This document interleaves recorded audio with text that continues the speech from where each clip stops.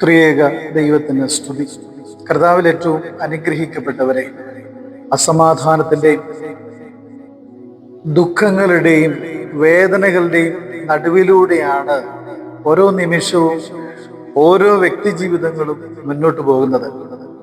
വേദനപ്പെടുത്തുന്ന അനുഭവങ്ങൾ മാത്രമാണ് നമുക്ക് നമ്മുടെ ജീവിതത്തിൽ ഉണ്ടാകുന്നത്. എന്നാൽ മിഖാ പ്രവാചകനിലൂടെ ദൈവത്തിന്റെ പരിശുദ്ധാത്മാവ് ഈ ദിവസം നമുക്ക് തരുന്ന ഒരു വലിയ സന്ദേശമുണ്ട്. മിഖാ പ്രവാചകന്റെ പുസ്തകം 7-ാം അധ്യായം അതിന്റെ 8-ാമത്തെ വാക്യം: എന്റെ ശത്രുവായവളെ, എന്നെ ചൊല്ലി സന്തോഷിക്കരുത്. നീ വീണുവെങ്കിലും ഞാൻ വീണ്ടും എഴുന്നേൽക്കും. ഞാൻ ഇരുട്ടത്ത് ഇരുന്നാലും യഹോവ എനിക്ക് വെളിച്ചമായിരിക്കുന്നു എന്ന്. ഞാൻ വീണു എങ്കിലും എഴുന്നേൽക്കും. ശത്രുവായവളെ, നീ എന്നെ കുറിച്ച് സന്തോഷിക്കരുത് എന്ന് ഓർമ്മപ്പെടുത്തുക. ശത്രുവിന്റെ വീഴ്ചയിൽ, ശത്രുവിന്റെ ദുഃഖത്തിൽ സന്തോഷിക്കുന്ന ഒരു അനുഭവമുണ്ട്.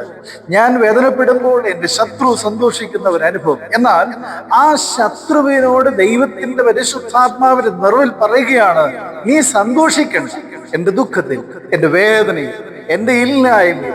കാരണം ഞാൻ എഴുന്നേൽക്കും. എൻ്റെ ദുഃഖം മാറും, എൻ്റെ സങ്കടങ്ങൾ മാറും, എൻ്റെ വേദനകൾ മാറും, എൻ്റെ രോഗങ്ങൾ മാറും. എൻ്റെ ദൈവം എൻ്റെ കൂടെ ഉണ്ട് എന്ന പൂർണ്ണ ഉറപ്പോടുകൂടെ പറയുന്ന ഈ വാക്ക്. ഞാൻ ഇരുട്ടത്തായിരുന്നാൽ എൻ്റെ ദൈവം എനിക്ക് വെളിച്ചമായിരിക്കുന്നു എന്ന് പറയുന്ന ഒരു അനുഭവം. പ്രിയമുള്ളവരെ, യോഹന്നാന്റെ സുവിശേഷം നമ്മെ ഓർമ്മപ്പെടുത്തുന്നു, ഞാൻ ലോകത്തിന്റെ വെളിച്ചമാകുന്നു.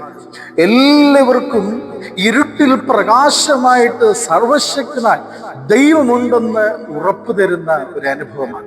ഇന്ന് പ്രയാസപ്പെടുന്ന നിന്നോട് ദൈവത്തിന്റെ പരിശുദ്ധാത്മാവ് പറയുക, നീ പ്രയാസപ്പെടാനല്ല, മറിച്ച് നിന്റെ വേദനയുടെ നടുവിൽ നിനക്ക് പ്രകാശമായി, നിന്റെ വേദനയുടെ നടുവിൽ നിനക്ക് സൗഖ്യമായി, സമാധാനമായി സർവശക്തനായ ദൈവം കൂടെ ഉണ്ട് എന്ന് ഒരു ഉറപ്പ് തരികയാണ്.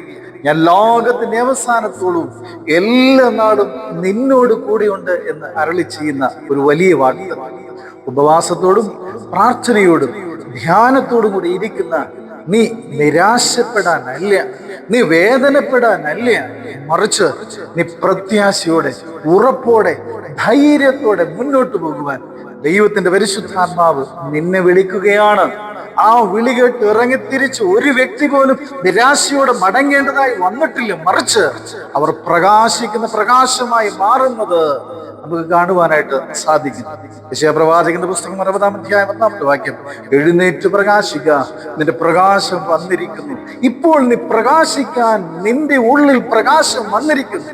നിരാശപ്പെടാനല്ല, പ്രത്യാശയോടെ, ധൈര്യത്തോടെ, സർവശക്തനായ ദൈവത്തിന്റെ കരം മുറുകെ പിടിച്ച് ഉറച്ചു നിൽക്കാൻ.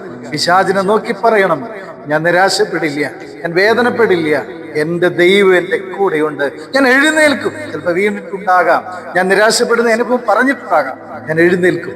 പ്രത്യാശയോടെ നമുക്ക് മുന്നോട്ട് യാത്ര ചെയ്യാം. ഉപവാസത്തോടും പ്രാർത്ഥനയോടും ദൈവാനുഗ്രഹത്തോടുകൂടെ മുന്നോട്ട് പോകുവാൻ ദൈവത്തിന്റെ പരിശുദ്ധാത്മാവ് നമ്മെ ശക്തീകരിക്കട്ടെ, ബലപ്പെടുത്തട്ടെ. പിതാവിന്റെയും പുത്രന്റെയും പരിശുദ്ധ റൂഹായുടെ നാമത്തിൽ തന്നെ ആമേൻ.